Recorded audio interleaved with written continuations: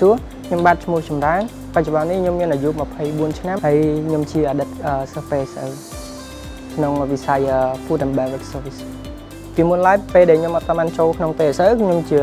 មានគ្រួសារមួយដែលជាប៉ាជាអ្នករកចាយម៉ាក់ជាអ្នកលក់ផ្លែឈើ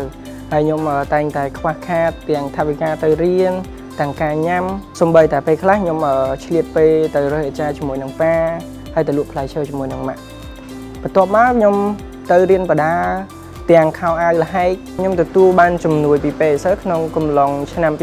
2012ជាមួយនឹងបងស្រីខ្ញុំម្នាក់ហើយនិងបងប្រុសខ្ញុំម្នាក់សម្រាប់បងស្រីខ្ញុំគាត់រៀនខាងផ្នែក film ដែលខាងគេហៅថាផ្នែកកុនហើយសម្រាប់បងប្រុសខ្ញុំមួយទៀតគឺគាត់រៀនខាង food ក្រៅពីខាង PSR ជួយផ្គត់ផ្គង់ទៅលើការសិក្សាខ្ញុំហើយគឺខាង PSR គាត់បានផ្គត់ផ្គង់ទៅលើសម្ភារៈផ្សេងៗដូចជាកង់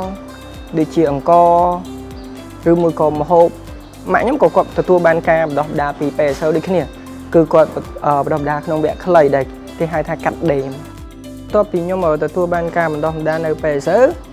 គឺវាពិតជាល្អសម្រាប់ខ្ញុំនៅថ្ងៃអនាគតដោយសារតែ PSR បានផ្ដល់នៅជំនាញមួយដែលពិតប្រាកដឲ្យខ្ញុំដូចជាវិស័យ F&B ដែលខ្ញុំ join ជាមួយនឹង bartender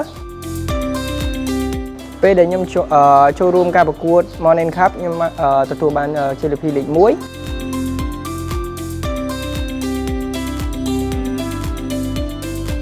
សម្រាប់រឿងដែលធ្វើឲ្យខ្ញុំចងចាំហើយនឹងសប្បាយជាងគេគឺពេលដែល PSR ដែលក្នុង School Food and Beverage ហ្នឹងគឺគាត់បង្កើតជា competition មួយសម្រាប់កូនសិស្សប្រកួតប្រជែងគ្នាហើយក៏ខ្ញុំព្យាយាម research មើលដែរ research ទាក់ទងនឹងការប្រកួតហ្នឹងដែលខ្ញុំទទួលបានជ័យលាភីលេខ1ដូចគ្នាវាធ្វើឲ្យខ្ញុំចងចាំហើយធ្វើឲ្យខ្ញុំខំប្រឹងគឺខ្ញុំចង់ឲ្យពួកគាត់ព្យាយាមទៅលើជំនាញរបស់ពួកគាត់យើងរៀនពេលដែលយើងរៀនអូខេយើងនៅតែសាលាយើងរៀនយើងអត់សូវយល់ច្រើនអញ្ចឹងយើងព្យាយាម research ឲ្យបានច្រើនទាក់ទងនឹងវិស័យឬមួយក៏ skill របស់យើងឲ្យបានច្រើនដោយសារតែជំនាញ F&B យើងគឺវាល្អសម្រាប់ប្រទេសយើងដូចគ្នាហើយនឹងល្អសម្រាប់ក្នុងអង្គការយើងដូចគ្នាដោយសារតែយើងមានឱកាសចូលមករៀននៅនេះហើយគឺវាល្អសម្រាប់អនាគតរបស់យើងដោយសារតែសាលា PSR គឺជាសាលាអង្គការមែនតែគឺជាសាលាអង្គការមួយដែលល្អអញ្ចឹងយើងត្រូវព្យាយាមអស់ពីសមត្ថភាពយើងในការរៀន